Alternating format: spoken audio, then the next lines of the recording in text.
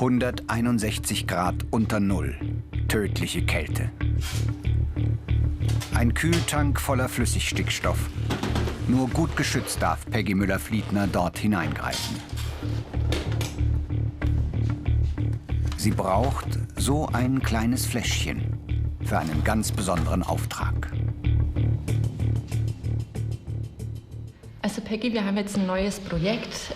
Wie du weißt, wir machen ja Schweinemodelle für menschliche Krebserkrankungen. Ein paar Stunden zuvor bespricht Peggy das neue Projekt mit Doktorandin Anja Saalfrank. Peggy ist Biologielaborantin an der Technischen Universität München. Die Doktorandin will Schweine mit Darmkrebs züchten, um an ihnen später Medikamente auszuprobieren und zu entwickeln. Peggy soll die praktische Umsetzung im Labor übernehmen.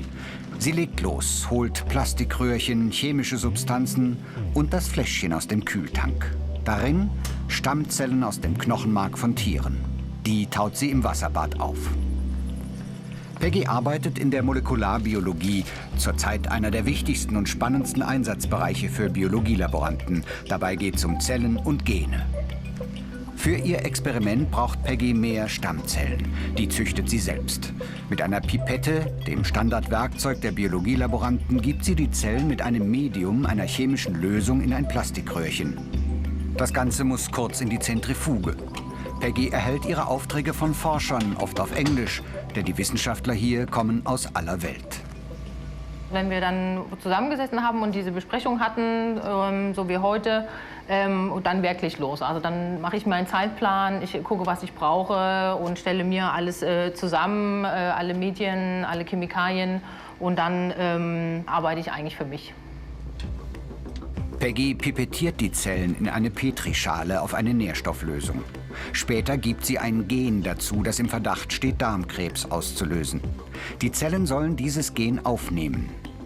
Für ihre Arbeit braucht die Laborantin eine ruhige, geschickte Hand. Und sie muss immer absolut sauber arbeiten. Wenn man bei uns zum Beispiel bei den Zellen jetzt hier nicht richtig sauber arbeiten würde, würde eine Kontamination sein. Also sprich, wir würden Bakterien reinkriegen und die Bakterien fressen natürlich dann unsere Zellen auf und es wäre natürlich alles hin. Die Zellen mit dem Darmkrebsgen kommen in den Brutschrank. Wenn alles gut läuft, werden sie in ein paar Tagen Säuen verabreicht, in der Hoffnung, dass die das Gen an ihre Ferkel weitergeben.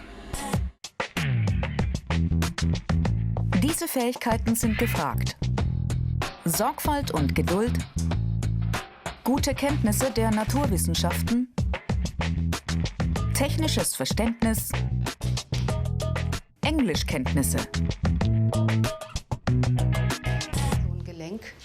Die Städtische Berufsschule für Zahntechnik, Chemie, Biologie und Drogerieberufe in München. Hier lernen angehende Biologielaboranten die Grundlagen ihres künftigen Jobs. Ganz wichtig mit diesen Glasknochen, das wurde vermutet, wer hat noch was... Mit dabei Christopher Beck und Francis Pfaffenberger. Die beiden sind im zweiten von 3,5 Lehrjahren. An der Schule pauken die Azubis viel Theorie, Chemie, Physik und alle Teilbereiche der Biologie wie den Knochenbau von Mensch und Tier. Die meisten Biologielaboranten haben den mittleren Bildungsabschluss oder Abitur. Während der Ausbildung verdienen sie mehr als Azubis in vielen anderen Berufen. Weitere Infos dazu, noch viel mehr gibt's im Internet unter BR Alpha Ich Mach's. Im Übungslabor können die Azubis experimentieren. In der Mikrobiologie untersuchen sie Pilze und Bakterien.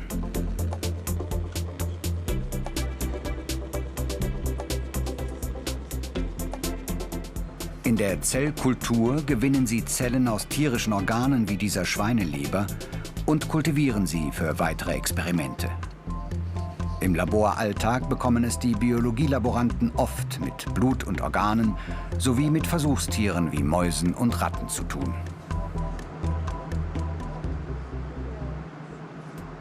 Man sollte schon damit klarkommen, dass man mal irgendwelche Organe entnehmen muss, die Organe aufschneiden muss, sezieren muss. Also das gehört schon auch dazu, was auch vielleicht nicht jedermanns Sache ist. Das kommt halt auf den jeweiligen Typ drauf an. Die Ausbildungsinhalte. Experimente vorbereiten, Proben analysieren, mit Substanzen und Geräten umgehen, Messdaten erfassen und auswerten.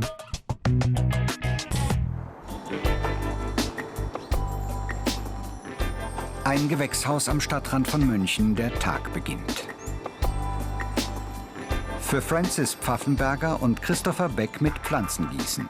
Die beiden Azubis sind heute für die Pflege der Versuchspflanzen zuständig. Das Gewächshaus gehört zum Helmholtz-Zentrum München, dem Deutschen Forschungszentrum für Gesundheit und Umwelt.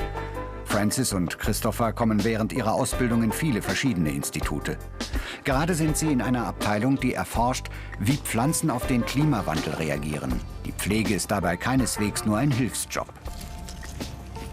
Pflege und Wartung ist sehr wichtig, denn diese Pflanzen werden ja letzten Endes für die Experimente benötigt. Und ohne diese Pflanzen können wir natürlich auch keine Ergebnisse erzielen. Francis bekommt es heute mit diesen Gerstenkeimlingen zu tun. Während er sie ins Labor bringt, widmet sich Christopher unter den Augen des Biologen Christian Huber einem neuen Forschungsprojekt, gefördert vom Bayerischen Umweltministerium. Unsere Pflanzen sind jetzt gut gewachsen, die Wurzeln haben sich schön ausgebildet. Und wir übertragen jetzt hier die Position der Wurzeln, damit wir nachher auf der anderen Seite und die Stelle markieren können, wo wir die Proben nehmen. Am wolligen Honiggras wollen die Wissenschaftler die Auswirkungen von Dürre auf Pflanzen untersuchen. Die geben über ihre Wurzeln Abwehrstoffe ab, um sich Bakterien vom Leib zu halten. Die Forscher vermuten, dass sie bei langer Trockenheit manche dieser Stoffe nicht mehr bilden können. Dann könnten die Bakterien die Pflanzen schädigen. Christopher zapft die Wurzeln an, um die Stoffe aufzufangen, die das Honiggras ausscheidet. Also die Arbeit mit den Pflanzen macht mir hier besonders viel Spaß, weil man eben sieht, was man mit den Pflanzen alles machen kann, wie unterschiedlich sie aufgebaut sind und die verschiedenen Pflanzen an sich, weil jede Pflanze ist ja verschieden, vom Aufbau her, von der, was sie macht, wie wichtig sie für den Menschen ist und wie sie dem Menschen hilft oder andersrum, wie der Mensch der Pflanze helfen kann, also vom Umwelttechnischen her, dass man da besser auf die Pflanzen eingeht. Nach ein paar Stunden haben die beiden genug Material zusammen. Das können sie jetzt analysieren.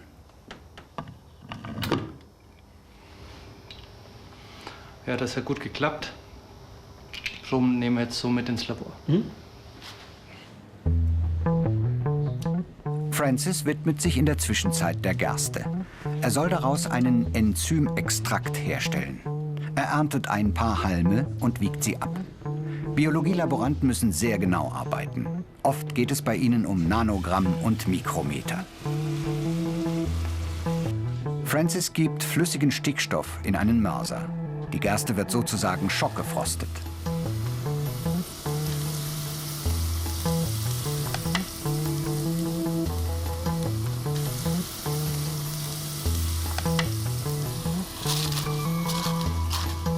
So entsteht beim Mörsern kein Matsch, sondern ein feines Pulver.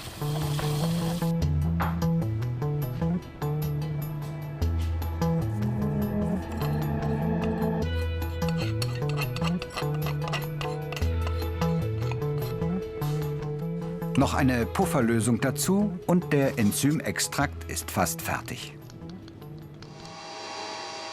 Christopher hat die Probe aus dem Gewächshaus ins Labor gebracht. Am Massenspektrometer wird sie jetzt genau untersucht.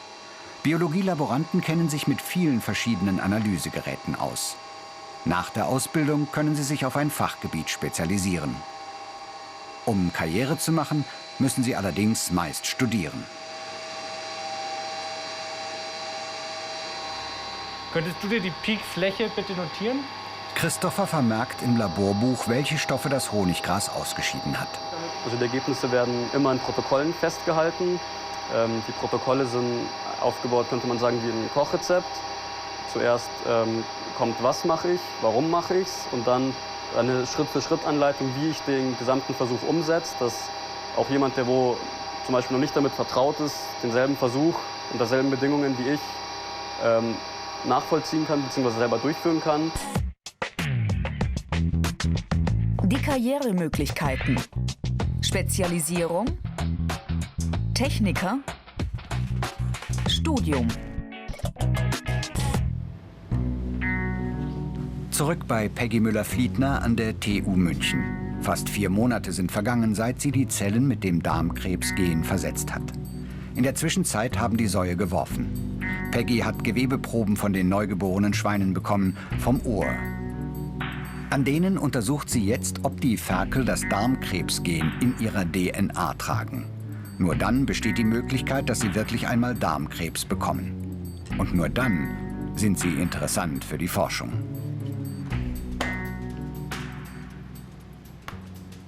An Menschen darf man keine Experimente durchführen, das ist auch gut so. Und deswegen greift man auf das Schwein zurück.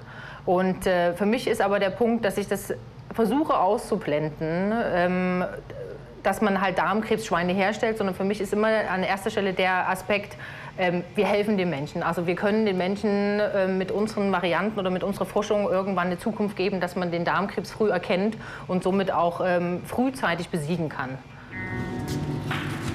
Immer wieder hat Peggy es während der Arbeit mit giftigen Substanzen zu tun. Handschuhe sind deshalb Pflicht im Labor. An dieser Apparatur spaltet sie die DNA der Ferkel auf.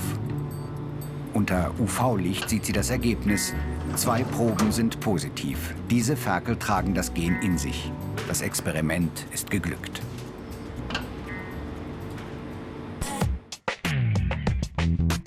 Die negativen Seiten. Einsatz von gefährlichen Substanzen, Umgang mit Blut und Organen von Tieren, unregelmäßige Arbeitszeiten. Roche Diagnostics im südbayerischen Penzberg, eine der größten Pharmafirmen der Welt. Hunderte Wissenschaftler entwickeln hier neue Medikamente. Schwerpunkt ist der Kampf gegen Krebs.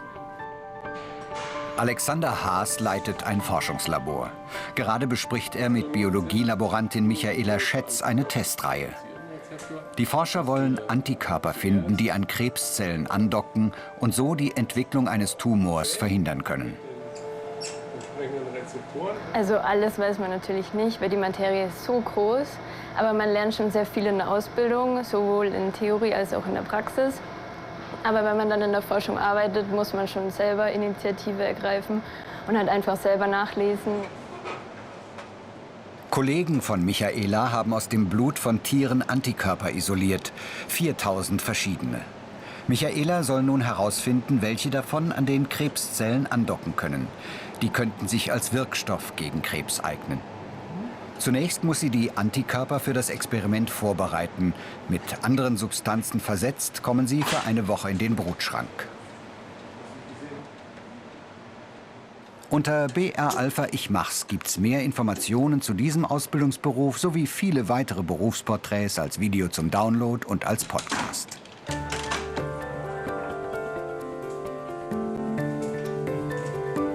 Michaela beginnt ihre Testreihe. Sie pipettiert und pipettiert, gibt Krebszellen zu den Antikörpern.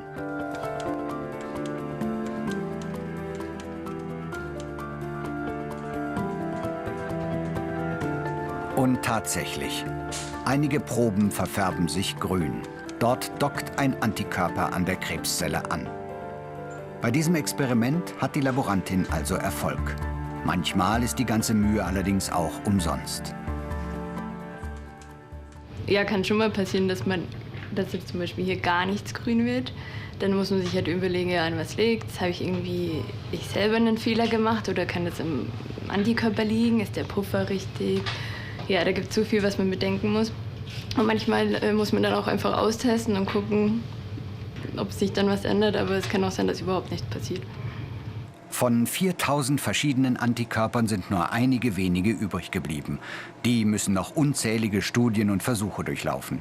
Ein paar Jahre später kann vielleicht tatsächlich mal einer von ihnen im Kampf gegen Krebs eingesetzt werden.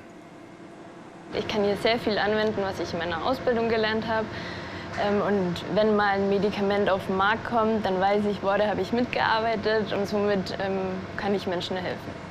Dann hätte sich die aufwendige Arbeit der Biologielaboranten wirklich gelohnt.